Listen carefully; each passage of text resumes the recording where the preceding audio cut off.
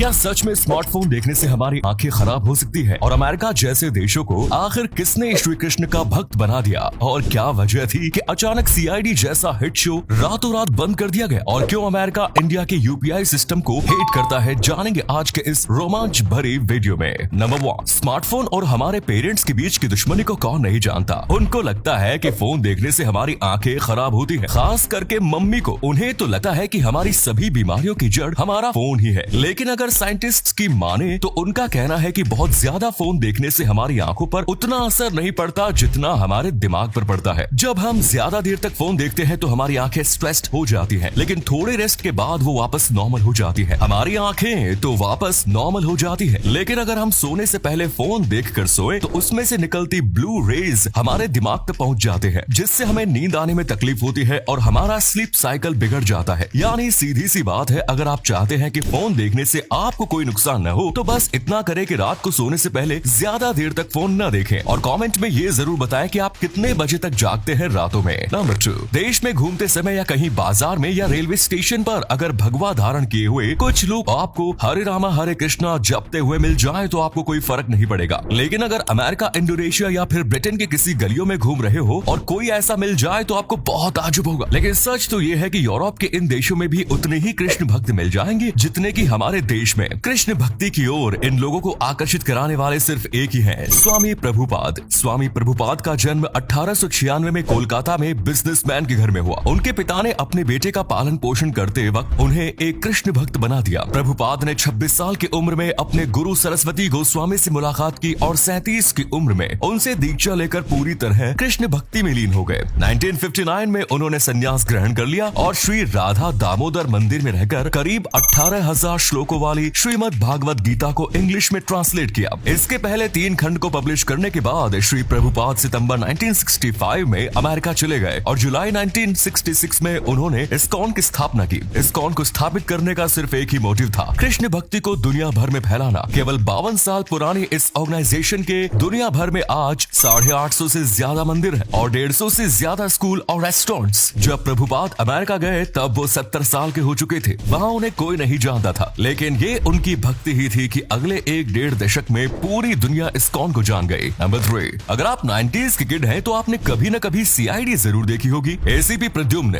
दया, अभिजीत, इन characters ने India में crime thriller series को एक नया रूप दे दिया था। लेकिन 21 साल तक चले इस शो को अचानक बंद कर दिया गया और इसकी खबर खुद शो के प्रोड्यूसर और शो के एक्टर्स को भी नहीं थी। जी हाँ, एक रिपोर्ट के मुताबिक जब शूटिंग के लिए सेट पर पहुंचे तब उन्हें बताया गया कि उनका शो अगले हफ्ते से बंद होने वाला है। सीआईडी सीरीज के प्रोड्यूसर बीपी सिंह बताते हैं कि ये फैसला सीधा चैनल ने लिया था। पहले तो बिना बताए इस शो को हफ्ते में 2 दिन कर दिया गया और उसके बाद इसे एक लेट नाइट शो बना दिया गया, जबकि इसे लोग पूरे परिवार के साथ बैठकर देखना पसंद करते थे। जब ये शो रात को 10 बजे के बाद आने लगा तो इसकी व्यूअरशिप कम हो गई। सोनी चैनल की टीआरपी धीरे धीरे नीचे जाने लगी, जिसके चलते इस शो को रातों रात बंद कर दिया गया। आज भले ही ये शो न आता हो, लेकिन जिंदगी भर के लिए ये हमारे दिल में जगह बना गया। एक बार कमेंट्स में जरूर बताइए आप इस शो को मिस करते हैं या नहीं। नंबर 4, जब हम सियाराम कहते हैं तो हम पहले सिया कहते हैं, क्योंकि राम हमेशा चाहते थे जब सब उन्हें याद करे तो पहले सीता का नाम ले और फिर उनका। जब हनुमान लंका से वापस आकर राम से कहते हैं कि सीता ने उन्हें बताया कि वो राम के बिना 1 महीने से ज्यादा जीवित नहीं रह सकती, तो फिर क्या आप जानते हैं कि राम ने क्या कहा? वे कहते हैं यदि सीता कहती है कि वो मेरे बिना 1 महीने भी जीवित नहीं रह सकती तो वो बहुत मजबूत है, क्योंकि मैं उसके बिना 1 पल भी नहीं रह सकता। रामायण में दिखाई गई हर परिस्थितियां हमें जीवन का बहुमूल्य पाठ पढ़ाती हैं। रामायण से हम धर्म के मूल्यों पर चलते हुए अपने प्रियजनों का सम्मान, प्यार और देखभाल करना सीखते हैं। नंबर 5, दुनिया में कोई भी एडवांस्ड टेक्नोलॉजी हमेशा चाइना, अमेरिका और जापान जैसे देशों से शुरू होती है, लेकिन यूपीआई एक ऐसा इन्वेंशन है जिसे आज जापान जैसे देश भी अपना रहे हैं। यूपीआई को सबसे पहले इंडिया में शुरू किया गया, जिसकी मदद से आप किसी को भी पैसे भेजे या पैसे ले सकते हैं। यहाँ तक कि आप अपने बैंक से भी ट्रांजैक्शन कर सकते हैं, वो भी बिना एक्स्ट्रा चार्ज के। 2016 में जब इसे लॉन्च किया गया तो दुनिया भर के देशों ने कहा कि इंडिया जैसे देश में ऐसी कोई स्कीम कभी सफल नहीं हो सकती, लेकिन आज के समय में 30 करोड़ से ज्यादा लोग यूपीआई का इस्तेमाल कर रहे हैं। National payment corporation of India के इस इनोवेटिव आइडिया ने इंडिया में बैंकिंग और पेमेंट को इतना आसान बना दिया कि आज कोई अनपढ़ भी अपने पैसों को सेफ रख सकता है और उसे अपने तरीके से इस्तेमाल कर सकता है। लेकिन जहां दुनिया भर के 15 से ज्यादा आज पेमेंट मेथड को अपनाने को तैयार है, वहां अमेरिका इसे अपने देश में लागू नहीं करना चाहता। इसके पीछे पीछे का रीजन ये है कि वहाँ के लोग अपने ज्यादातर पेमेंट्स डेबिट या क्रेडिट कार्ड से करते हैं, जिससे वहाँ के बैंकों को फायदा होता है। और जिस देश की पूरी इकोनॉमी वहाँ के बैंकों पर टिकी हो, वो देश यूपीआई को कैसे अपना सकता है। नंबर 6, ये वीडियो डेविड एटनबर्ग ने अपने सोशल मीडिया हैंडल पर शेयर की। इस वीडियो में आपको 1000, 2000 नहीं बल्कि 189 मिलियन केकड़े देखने को मिलेंगे। ये केकड़े हर साल बारिश के मौसम में आते हैं और नदी के किनारे अंडे देते हैं। इस आइलैंड के कई रास्तों को बंद कर दिया जाता है क्योंकि वहाँ पर बहुत सारे केकड़े रास्तों पर ही बिखरे पड़े होते हैं। ध्यान से देखिए इस वीडियो को, जल्दबाजी मत करिए क्योंकि ऐसा बेहतरीन नेचुरल फिनोमिनन देखना बहुत कम लोगों के नसीब में होता है।